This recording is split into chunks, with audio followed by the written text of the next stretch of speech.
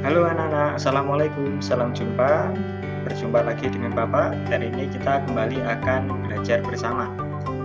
Pada hari ini kita akan belajar tentang tari kreasi daerah yang ada di tema 8, subtema 2, kelas 6. Kira-kira hari ini kita akan belajar tentang apa ya? Ya, hari ini kita akan belajar tentang yaitu tari kreasi. Sebenarnya apa sih itu tari kreasi? Coba ada yang tahu? Ya, tari kreasi adalah tari yang gerakannya merupakan perkembangan dari gerak tari tradisional. Tari kreasi itu dibedakan menjadi 3. Yang pertama ada tari kreasi daerah, yang kedua ada tari kreasi modern, dan yang ketiga adalah tari kreasi temporer.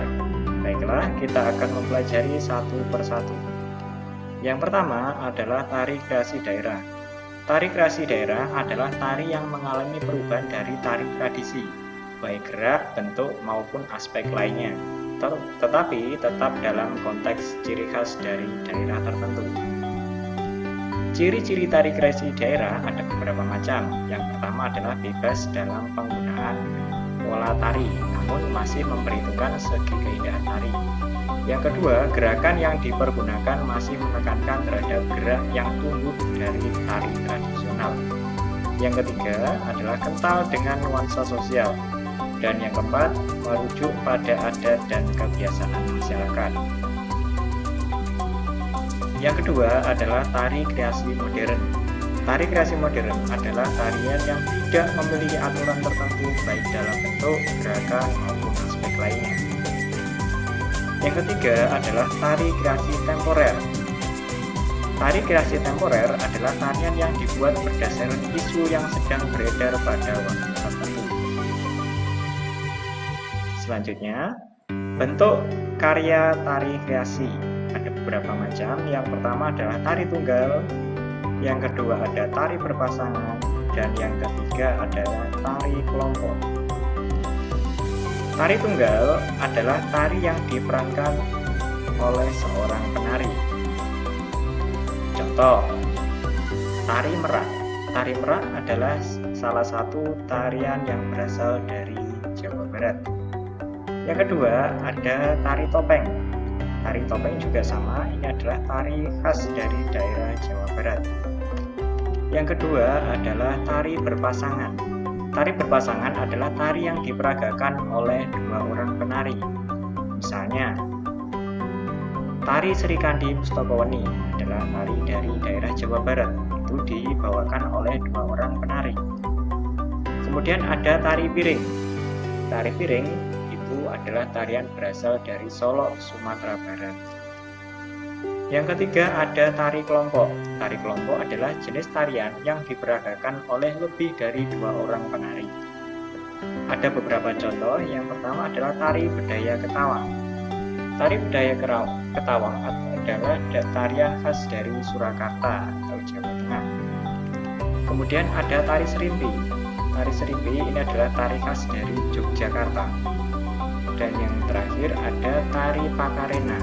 Tari Pakarena ini adalah salah satu tari dari Sulawesi Selatan. Sekarang kita akan belajar tentang unsur tari. Pada tarian terdapat unsur-unsur yang saling mendukung sehingga memunculkan perpaduan yang harmonis. Keharmonisan tersebut akan membuat sajian tari menjadi lebih indah dan menarik. Unsur tari itu dibedakan menjadi beberapa macam. Yang pertama ada gerak, yaitu serangkaian gerakan indah dari anggota tubuh yang dapat dinikmati oleh orang lain. Unsur yang kedua adalah tata busana, meliputi semua pakaian yang digunakan penari saat mempertunjukkan suatu karya di atas pentas. Unsur yang ketiga ada tata rias. Seorang penari harus merias wajahnya dalam pertunjukan. Tujuannya adalah untuk mengubah tampilan wajah penari tersebut sesuai dengan karakteristik tarian yang dibawakan. Unsur yang selanjutnya adalah iringan tari. Iringan tari merupakan bunyi-bunyian untuk mendukung suasana penampilan tari, biasanya menggunakan alat musik tradisional maupun alat musik modern.